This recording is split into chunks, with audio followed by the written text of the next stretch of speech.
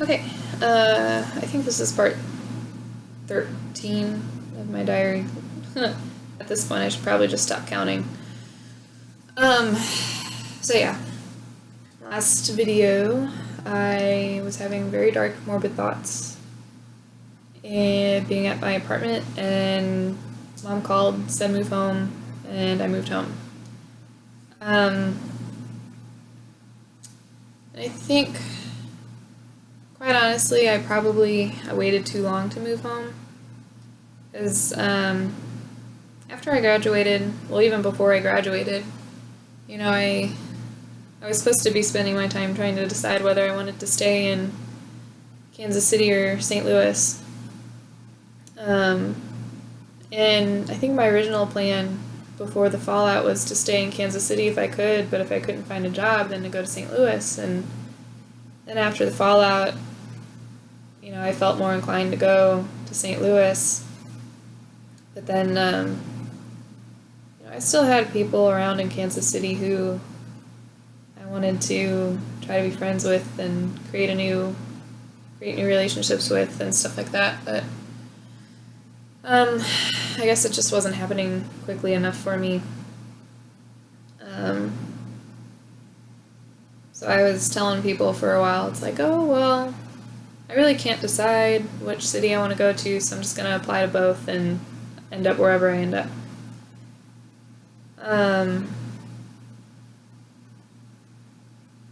And I think I just felt like, I don't know, I never did fully switch to wanting to move to St. Louis. And I think part of it was because I just felt like it was giving up. I felt like, well, after the fallout, I just felt like I wasn't going to let it affect me. I wasn't going to let it hinder me from doing anything. And I felt like, it didn't matter what memories I had at certain places. I was still going to drive through them and, not think about it and, stuff like that. But it didn't work out too well. Because I keep thinking back to stuff I learned about in one of my classes, and we talked about chronic pain patients, and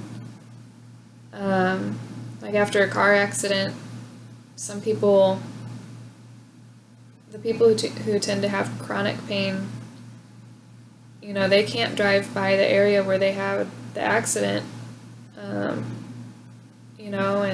or if they do drive by it, they get increased pain, and it's a lot of psychology. Your body heals, but pain comes from the brain. It doesn't come from your body so much as it comes from the brain. And so I felt like I wasn't going to be like those chronic pain patients. I wasn't going to be someone who couldn't live life normally. Like, I don't know. I felt like if I let the things that had happened affect my life, then I was losing some kind of battle, I guess. I felt like, I don't know. So I wanted to stay and fight the fight, but I guess I wasn't mentally strong enough for that.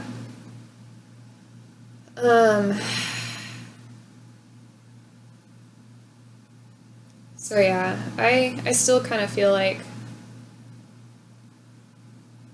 I don't know, well, the other thing too is I felt that I just needed more time, because anywhere that I went, whether I stayed in Kansas City or whether I went to St. Louis, I was having to start over. I would have to create new relationships and stuff like that. So I felt that,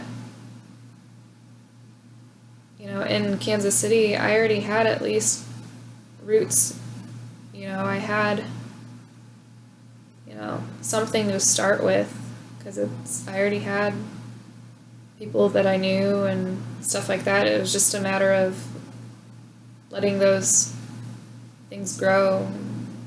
I don't know, become something bigger. Um,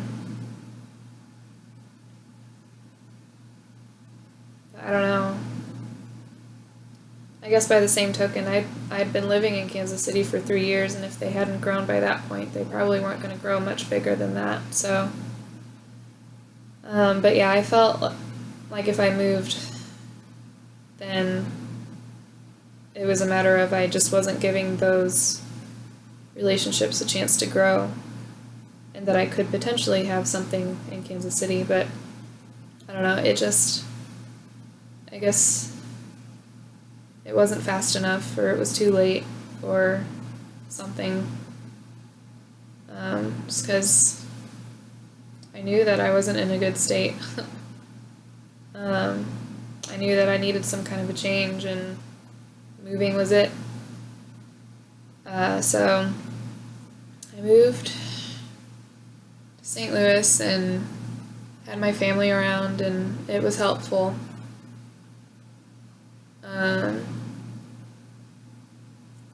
It was only helpful to an extent, but like I said, I felt like I needed I don't know. I still don't know what I needed. And I'm even feeling better now than I was, and I still can't figure out what I needed or what I still need. But anyways, so yeah, so I guess we're all caught up to and when I started doing the videos. And so then after my last video, I went out of town to visit my friend Andrea in Springfield. And it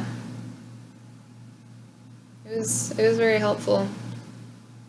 I just got to enjoy my friend's company.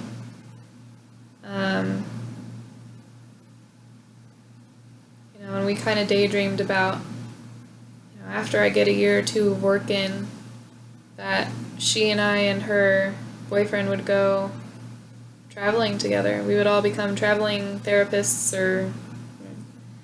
well, he's a nurse and she's an occupational therapist and I'm a physical therapist, so we would all travel together, make good money, pay off our loans, get to go see and do things but not be lonely because we all had each other, and so it sounds like the perfect dream. I would love it. It's just a matter of getting it to actually all work. I think it'd be difficult to find places where all three of us would be able to go, but maybe it'll work out. Thinking about it now, I feel like I can cry from joy just thinking about it if it were to actually happen. So yeah, it was good. It had been a while since I had gotten to spend quality time with my friend, and it was also kind of good to be away from the family a little bit. It's because they've kind of been hovering. And I think there's a difference between getting support from family and support from friends, and I don't know what the difference is, but something about it is different. So yeah, it was good. I got to go see her and stay with her, and we went out dancing, and we went shopping together. I got my first pedicure ever, which everyone told me pedicures feel amazing. You have to get one, and I got one, and I didn't think it felt that good. The massage chair was great, but pedicure itself did not feel that good to me. So yeah, we went shopping and just enjoyed each other's company, and it was good. And then I drove up to Kansas City to visit some people there, and I went out dancing, and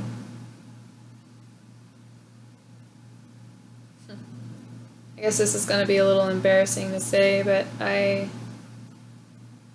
one of the guys that I knew there and I, at the end of the night, were messing around with each other, and we had our hands on each other. He knew about the HPV, and I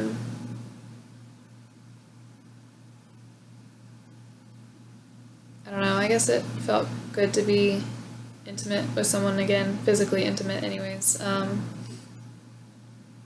don't know what it was, but I guess it got the endorphins running to where, like, the next day was the absolute best day emotionally that I've had since the fallout. I don't know what it was. I don't know if I had some kind of mental block somewhere between the rape and the HPV.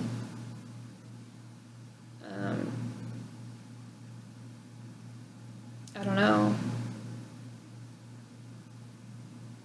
But yeah, it was just because I had something to distract me from thinking about CJ and the fallout. Because normally the mornings are the worst part of the day for me. Because it's the first thing I think about. And then I lay in bed and dwell on it for hours. But I think maybe that next morning, after having messed around a little bit, I had a different feeling to focus on. And it felt good. I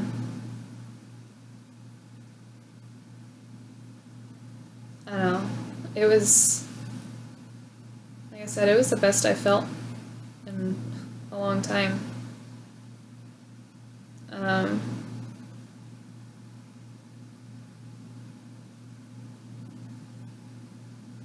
Yeah, I don't know what it was. And yeah, I was staying with my classmate that I had stayed with before, and he and I and his wife went to the pool that day and just hung out in the sun, and it just felt that day was just so good. We just chilled out at the pool, and then afterwards we came home and just kind of relaxed and watched Game of Thrones, even though I've seen I think either half the first season or maybe I've seen the whole first season, I don't know. I'm just not caught up in the show, but we all watched it together anyways, and it was good to be around company. And like I said, I don't really understand why that day was so good. And I don't know if it was, like I said, a mental block that I don't know. I don't know,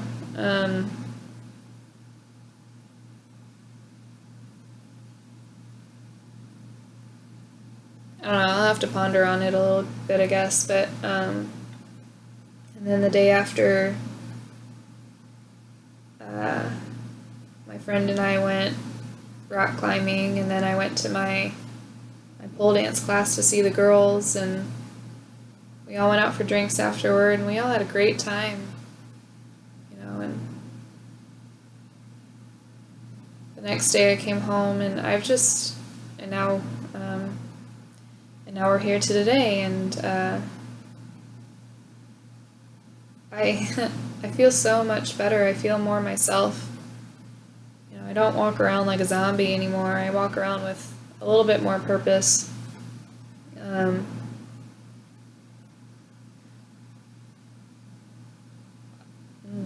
don't know. I think some of it I might be starting to get a little bit of stress because I haven't started my job search yet, and we had met up with some of my classmates for lunch before I left Kansas City, and we were all talking about, have you found a job yet, and stuff like that, and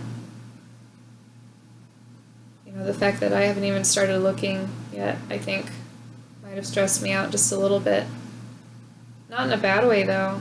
I think right now I need to be stressed. I need to have some kind of driving factor. Um, so yeah, I woke up this morning and I looked at my list of emails and I'm like, man, I got stuff to do. Um, so I kind of I was starting to get excited over, the thought of starting to get some stuff done. So I got up this morning and um, was feeling good, and I mean I got a late start to my morning. My sleep schedule's still off, but I think right now it's not so much a fact of because of the depression. I think it's just because I don't have a routine in my day-to-day life. But I was feeling good, and then of course my mom comes home and the first thing she asks me is, "Are you feeling okay?" Like, and then I told her, "Yeah, I'm fine. I feel a lot better today." And she kept pushing it. She kept asking me. She was like, "Are you sure? Because your eyes don't look good." And I was like, "I know I have circles under my eyes. They won't go away." She's like, "Well, it's not that. Your eyes just look tired. Like you're not 100%." And I'm like, "No." I was feeling good until she started pushing on that. And I guess it just makes me cranky, because I was feeling good, and the fact that she was pushing the fact that I shouldn't have been feeling good. I mean, I think she was just trying to dig something out. But when people tend to dig for stuff like that, it kind of comes back to that whole expectations thing. When you tell someone that they're not feeling good and you push it, then they're not going to start feeling good. So yeah. Anyways, that was my little mini rant for today, I guess. But I think at this point I just need to start getting a move on with my life. I need to get a job, move out. I don't know. Part of me is kind of scared to move out though, because I still had a couple of bad mornings. After having the night out dancing on Saturday, and the next day was great, and then the 2 days after that, I remember I did dwell on the rape a little bit, which at first I didn't think the rape bothered me, but I think sometimes my brain is a little slow to process things, and maybe it bothered me more than I thought it did, because that was what I was dwelling on the other day when I had a really bad morning as far as just not being motivated to get up and dwelling on things and stuff like that. But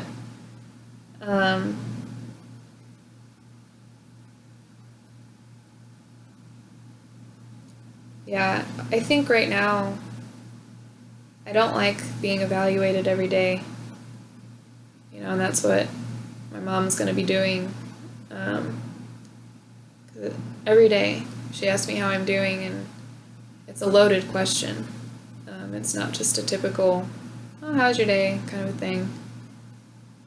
Maybe that's part of the thing about when I went out of town to visit friends, is they weren't evaluating me all the time. I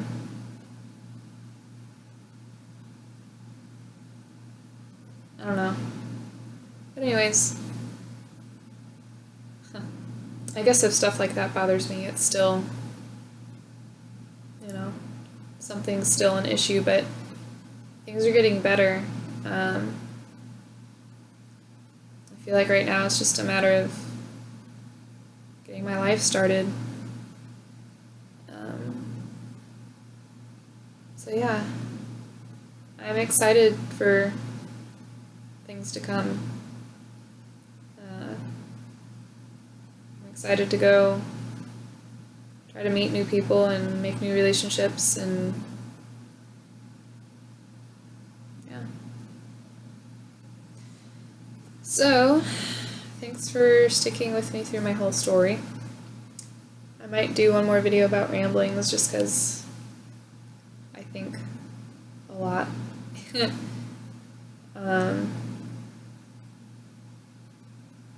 I don't think very quickly, but I think a lot. And I know there's probably just a few things that still will bother me. And there will probably be things that I just want to record just so I can come back to watch them later and feel like I've learned something from this whole experience. But so yeah. Well, may or may not see y'all in another video. Either way, I'm very awkward with videos, I guess. I don't know how to start and end them. So,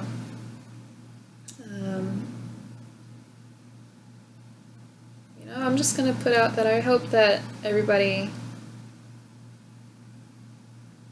finds happiness in their life. So.